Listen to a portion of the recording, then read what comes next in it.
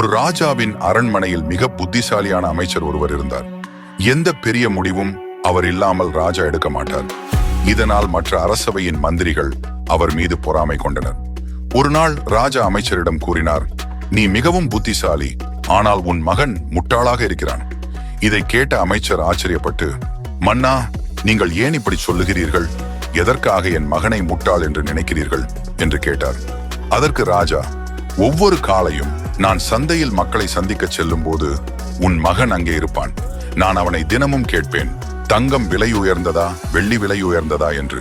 ஆனால் அவன் ஒவ்வொரு முறையும் வெள்ளிதான் விலை உயர்ந்தது என்று பதிலளிப்பான் என்றார்.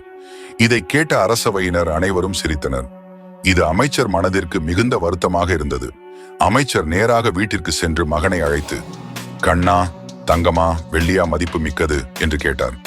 மகன் உடனே, தங்கம்தான் அதிக மதிப்புள்ளது அப்பா என்று பதிலளித்தான்.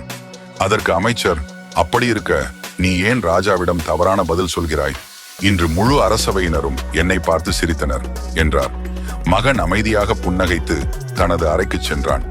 அங்கே ஒரு பெட்டியை திறந்தான். அந்த பெட்டியில் நிறைய வெள்ளிக்காசுகள் இருந்தன.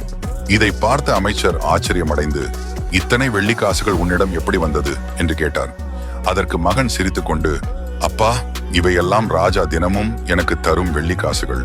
ராஜா என்னிடம் கேள்வி கேட்டு பதில் சொல்ல சொன்னால் நான் வெள்ளி என்றுதான் பதில் சொல்லுவேன். அவர் சிரித்து கொண்டு போய்விடுவார். நான் தங்கம் என்று பதில் சொன்னால் அவர் இனிமேல் என்னிடம் கேள்வி கேட்க மாட்டார். அதன் பின்னர் இந்த வெள்ளிக்காசுகளும் கிடைக்காமல் போய்விடும். எனவே ராஜா மகிழ்வடைய தவறாக பதில் சொல்லி என் வாய்ப்பை தொடர்ந்து வைத்திருக்கிறேன் என்றான். இதை கேட்ட அமைச்சர் மகனின் புத்திசாலித்தனத்தை கண்டு பெருமை கொண்டார். மக்கள் அவர் மகனை முட்டாள் என்று சொன்னாலும் உண்மையில் அவன்தான் மாபெரும் புத்திசாலி என்பதை அவர் உணர்ந்தார். நண்பர்களே, வாழ்க்கையில் சிலர் சிறிய விஷயத்தை செய்தாலும் பெரிதாக காட்டுவார்கள்.